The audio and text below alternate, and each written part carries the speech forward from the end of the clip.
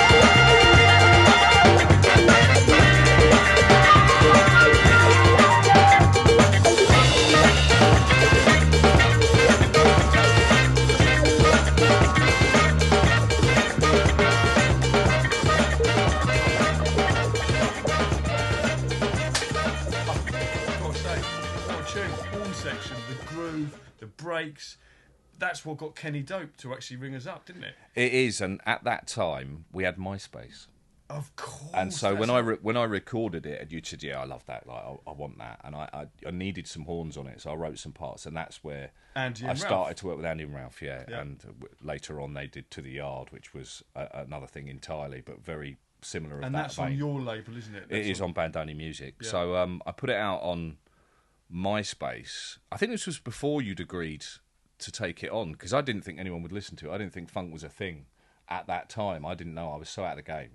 And then when I put it out on MySpace, it went mental. Everybody wanted to know. There was loads of people asking to put it out. But I was doing stuff for you, the 100 Metre Men and all the rest of it. Yeah, and you just started Skyline. You said, I'll take that. Yeah, I know some horn players. And that was that. Yeah, well, I think once you've got Ralph and Andy on it, it kind of sealed the deal for it coming on my side, because I thought 100%. They just absolutely knocked it out of the park. I could have cried when I heard it back. And then it was Stop the Bus, which was that raw funk thing that was so good. Yeah. And if you want to have a listen to that, should we have a listen to that? Yeah, let's pop that on. That's a big tune. That's a big tune.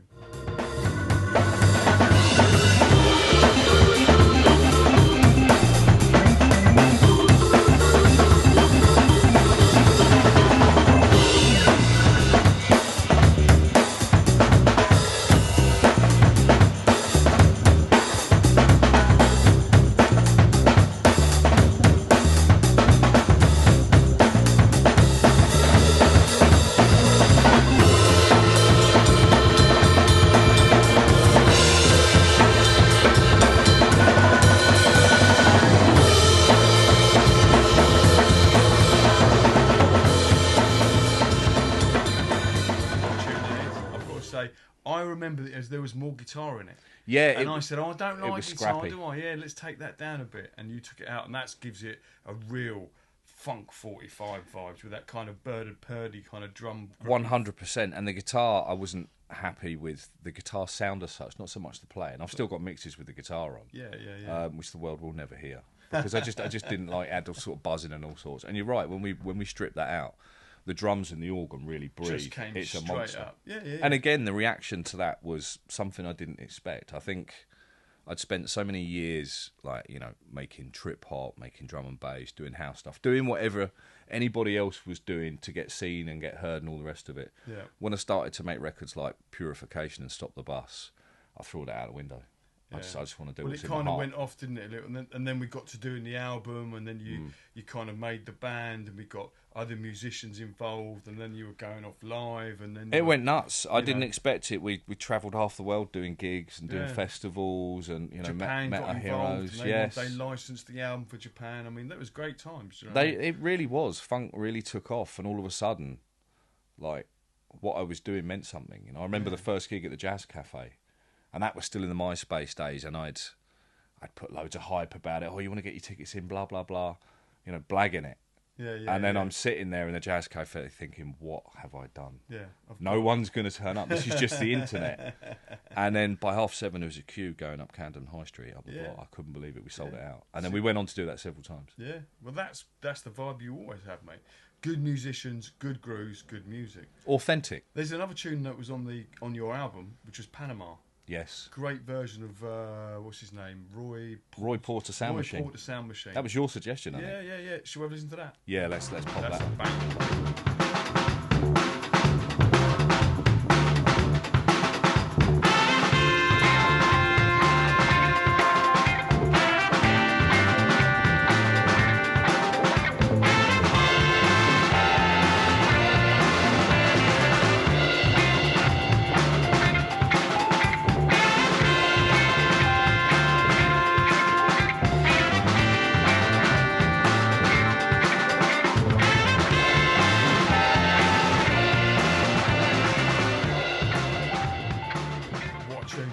Say I absolutely love that. Obviously recommending it as well. And that version, not the original version we did, because we revisited it. Do you remember? The Japanese we had our version, horn section on it, and it was like not terrible, but like let's get Ross and Co on it. Let's get the boys back. And that's what we did, and they absolutely nailed it. And I put a bigger drum break in there as well. Oh yeah, of course, at the intro. Yeah. It's a shame when they re-released it, they didn't release that version. Oh yeah, and the P1 did a little 45. They did. They did I Believe in Miracles, which was on the Japanese album. Yep.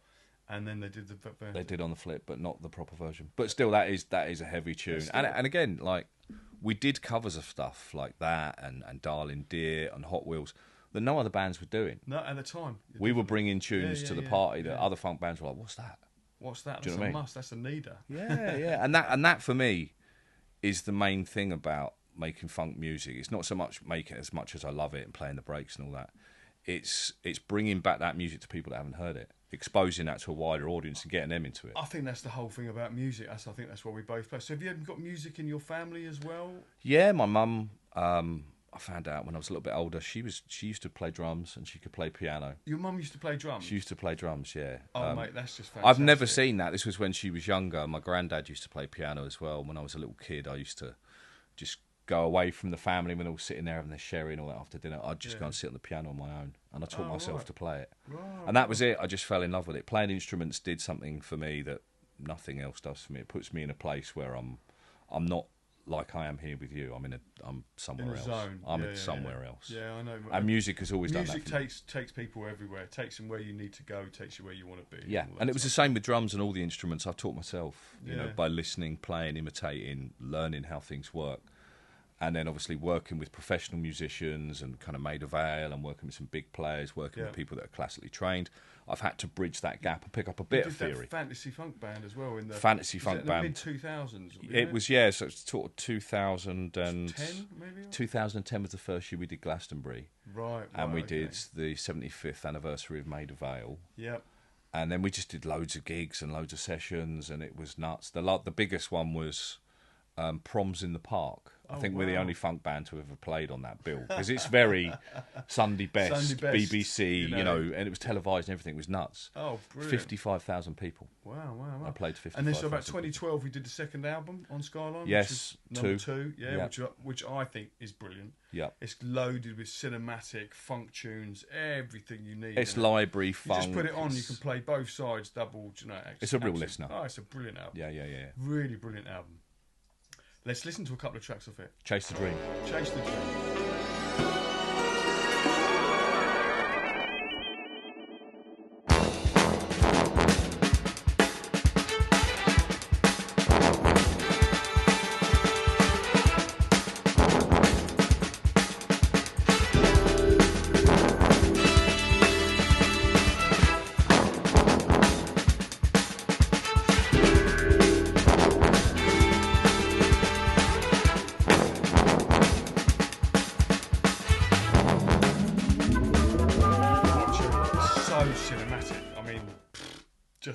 Lalo Schifrin vibes. Yeah, Roy Budd vibes, if you ask me, just because we're on the English vibe. It's got that lovely trills in the strings. And it was Scheme Richards that heard that and flipped, and he used it in the Red Bull BC1 World Championships, and that's how the B-boy community, all of a sudden, were like, who's this guy? Yeah. And that's led to a lot of work with B-boys and people that make B-boy music over the years. You know, DJ Flegg and Scheme Richards and all those guys. And the Red Bull stuff, I remember you did really well with that.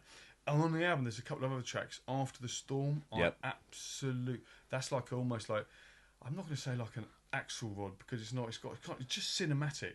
Yeah, it's just really it's an orchestration. Deep. Yeah, really deep, fantastic. And then after that, you kind of went off and did your own stuff on Bandoni Music. I did singles. Yeah, I put To the Yard out. That's the first parts 1 and 2, which on my next album is going to be the complete composition. Unedited, that no one's heard. 9 minutes. 7.5. Oh, okay, yeah. It's a big one. That's my Quincy Jones moment. It's one of the things I'm most proud of. I can't believe I wrote them and played that. It's insane. I think there's loads of Quincy Jones moments, mate. Yeah, of course. So many good tracks, mate. And then the other one I did was my original version of the Strut that I did before I put the Function outfit together. I did a version that was just me playing the organ on everything. Oh, so I put that out, and a thing called Spiritual Interlude 2.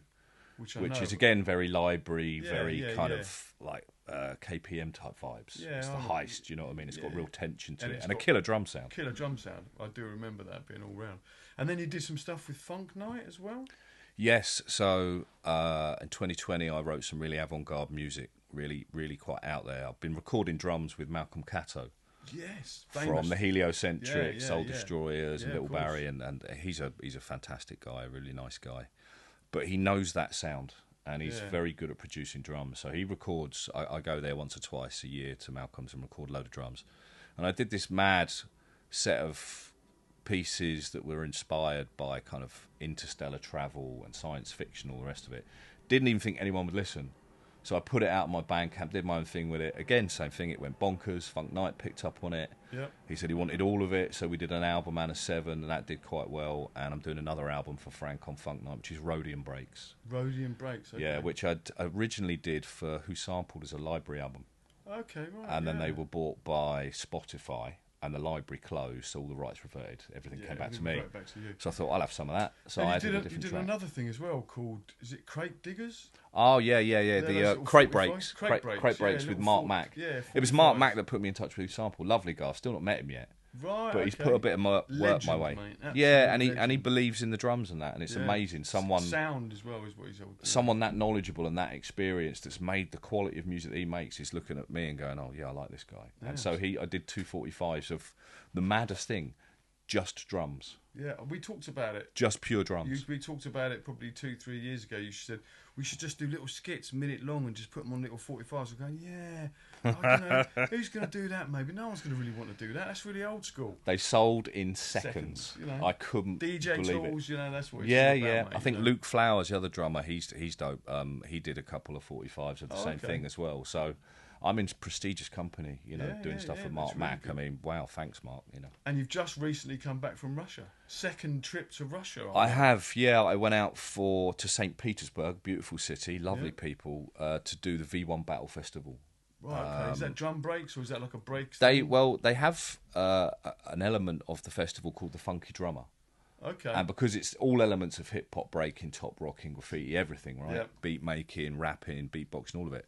And they flew me out last year to judge the Funky Drummer Battle. And I DJ'd at the after parties, and that was insane, man. All top rocking, they love it out there. The culture's so alive and well. The culture's so hip, isn't it? But this year they asked me to come out as a guest and judge the beat making battle. So guys with MPCs and stuff making beats and stuff. So I judged that.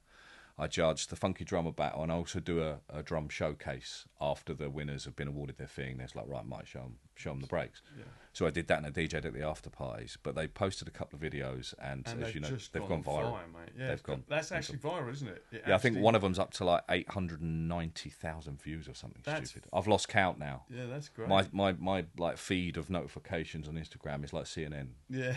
I can't look at it anymore. I've turned it off on. I've never had it on the phone. Keep your notifications off, people. It's a bad distraction. Yeah, of course. But it's just bonk. I look in there and it's just like hearts and people's heads and loads of stuff telling me they've commented or they're following me or whatever. Do you know what? But that's what it's about. That's going to hopefully push things, keep you moving forward. Well, it's the culture. It's the drum break, and people are going, yeah, I love the drum break, and it's like, good. Let's just keep putting that back on the map. And you've got something coming out as well. There's a couple of soul tunes I've heard. We played them on the radio. Yes, that will be on my next album. The Journey is the Destination. Right, so it's going to be a 16-track album.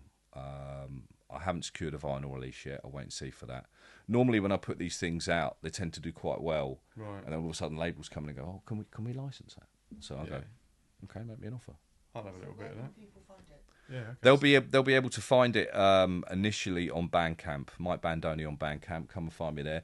For producers that want my drum breaks, because sessions can take time and quite a lot of money, not just for me, but for them to take the day to do it. Send you some webs. Well, they can buy loop packs. Oh, right. Yeah, I've got 6 volumes of drum breaks. Some of them I've recorded at Malcolm's or different studios, a range of different drum sounds, all tempo synced, ready to go. They've done quite well. And that's all available on your That's Bandcamp? all on my Bandcamp, as well as loads of there's a couple of LPs on there dating right back to when I first started making music. My first debut album's on there with a few tracks around that era, and there's EPs and all sorts of stuff. Somebody in the early days, was it? 9 Bar Records. 9 Bar Records, that was it, in the early days. They put out my first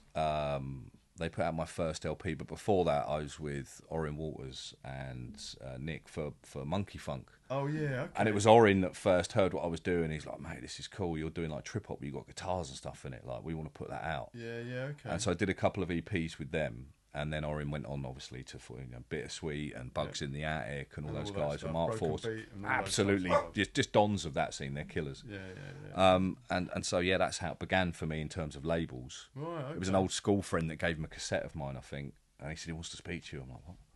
And that was it. I thought I'd hit the big... They've signed a record deal. Yes! Yeah. 12-inch, you know what I mean? When they gave advances and everything, it was like, wow, all that back in the day. I'm signed. Yeah, and then there was Acid Jazz, and then, a bit of a break, and then I met you, and here we are. So the new album, I'm not sure when it'll be out. I still need some bits added. I need flute and brass and stuff, and I'm trying to get all of the chaps, but they're incredibly busy. I'm hoping when the summer calms down and the festival cease a little bit, I can, make some time to speak to Andy and get these bits done. Yeah. Then I'll put the album out. So I'd like it this year.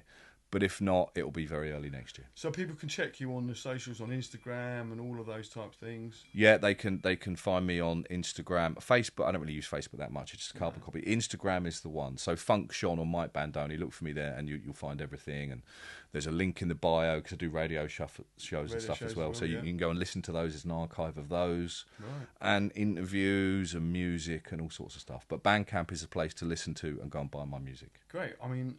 feels like we've caught up in a lifetime. We'll do it again in a couple of years. There'll be even more stuff I've got on, no doubt. Yeah, you know what I mean? It's been really nice. So to bring it to a close, we'll play one of the last kind of things you put out. Was 2 tunes you put out on the. I thought it was You. Yeah. And Matrices. Yeah. And then on the flip side, and then no, not the flip side. Then the other single was Infinity Pool and Get It. Yeah. And I love Infinity Pool. Yeah, me too. And that's with Chip Wickham. Chip Wickham I met in the Fancy Funk band, and he's an amazingly gentle and talented and intelligent man. Yeah. And he was, you know how demanding he's at Ronnie Scott's and all sorts. And he said to me, "I just want to work with you on a recording." Well, let's listen to Chip Wickham on Infinity Pool. Let's check it. Mike Bandoni.